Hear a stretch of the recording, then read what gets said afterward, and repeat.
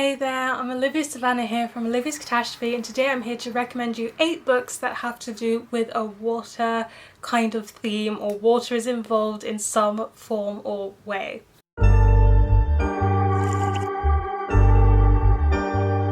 So the first book with the water theme that I'm going to recommend you is Alessia in Atlantis by Nathalie, Laine, and this one is the first in a middle grade series, and it takes place in Atlanta, an underwater world. So our main character here is Alessia, and she goes to a school in Scotland, and she's by the coast when something kidnaps her and drags her underwater, and she discovers that she actually is part Atlantean, and it's this underwater world, and she's trying to find out more about her father that she's never known while she is there. And I feel like that just is the beginning of this story because it goes into so much more.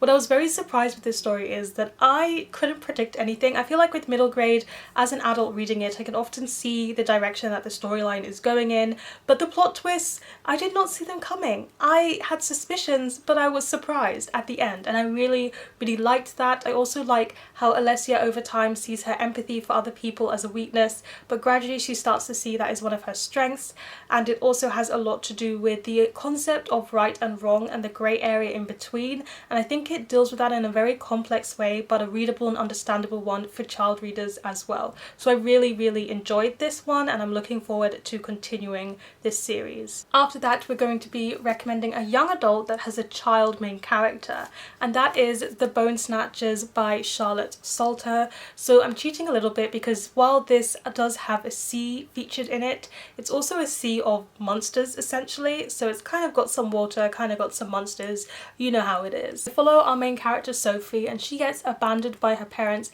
and sent to live at this mansion on an island, and the mansion is surrounded by the sea of monsters, and the only way to stop the monsters from eating the house and the mansion itself is to feed it various bones. But there's a lot more going on at this mansion than she first expected, because they get a visitor, and this visitor is looking for a certain mystery box. However, not everyone who lives in that mansion wants that box to be found. I had a lot of fun with this one. I think fun is the key word here because it's just such an enjoyable novel. I like Sophie as a main character. She's quite the storyteller. She weaves stories, and sometimes those stories reflect what's going on in the plot. And I found the plot had quite a few twists, so while I expected one twist, I did not see the other ones coming. And the end is incredibly fast-paced. It just keeps going and going and going. I was along for a whirlwind ride. And I also really liked how the bad characters were really bad. They were quite scary at times, and Sophie faces so many trials and tribulations throughout this book that even I was on the edge of my seat wondering, how is she going to get out of this situation? Or just discovering more about the mansion. It was so extensive and creative and steampunky and creepy. So I think it does the gothic side to this very well. We've got the gothic mansion, we've got all of these bones, we've got like sentient house, steampunk elements. This book packs a lot in it, and it does it very well. Switching it out to non-fiction that I have recommended before but not enough people are reading, so I'm going to recommend it again, and that is No Friend But the Mountain by Behrouz Boochani.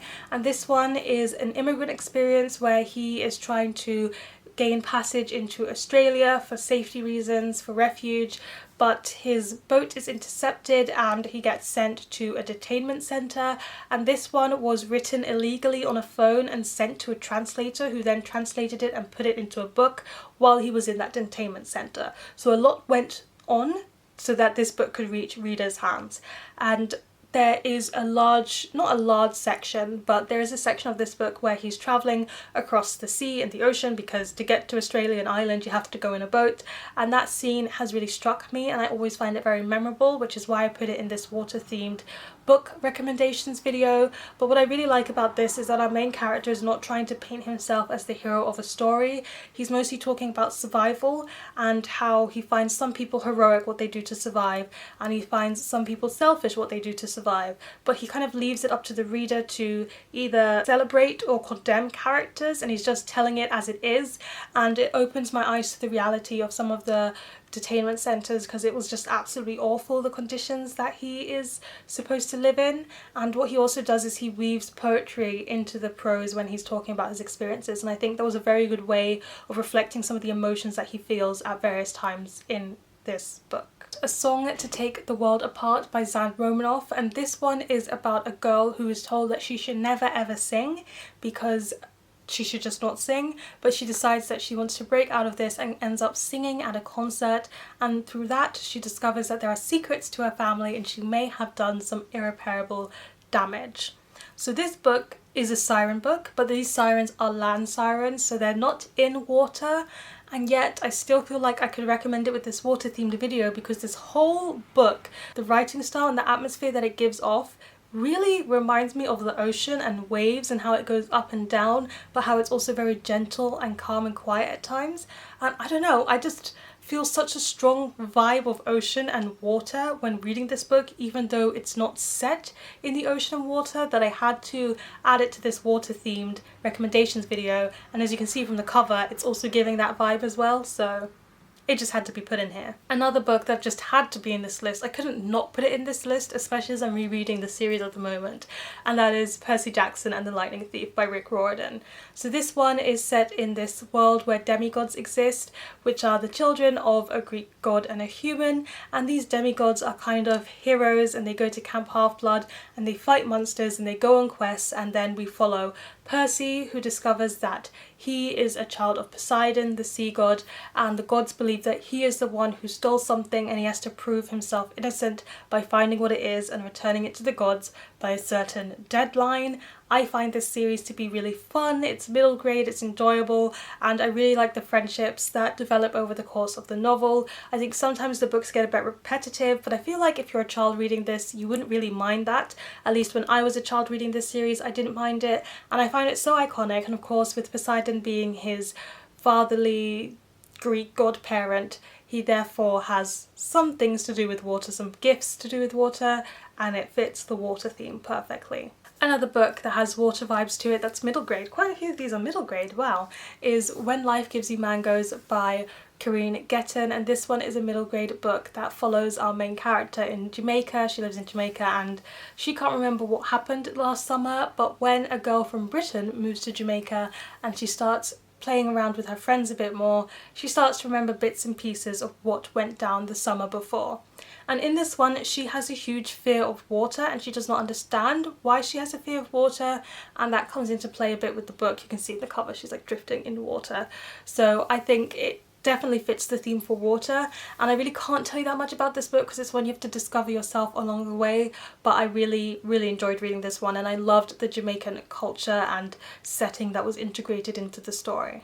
Up next we have a strange book that I enjoyed called The Water Cure by Sophie Mackintosh, and this one follows these sisters who live on this island with their parents, and this island they've been taught that the water is toxic, the rest of the world is toxic, they need to stay on this island, and that all men except for their father are evil.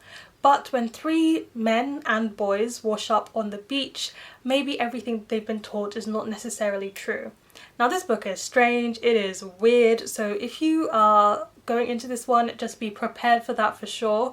I really did like the sister relationship and how creepy and off it was. The sister relationship is almost as if they're the same person at points, which is equally disturbing. But all the way through this book you've also got water imagery all through this book, and the girls definitely feel very connected to water as it's all around them all of the time, and it's so important for their living and how they do their practices. So I do think this one fits the water theme perfectly well, and I actually really enjoyed this book. And then last but not least, we've got one that I talked about recently, but I'm just going to mention it again here at the end, and that's Their Eyes Were Watching God by Zora Neale Hurston, which is about a black woman who's looking for love, and she finds it in some of the right places and some of the wrong places. But throughout this one it very much connects to nature, and the nature kind of reflects her emotional journey, and towards the middle end there's a big thing that happens with water, and I'm not going to say what it is, but water kind of fits in with the nature descriptions and how nature is entwined in her life.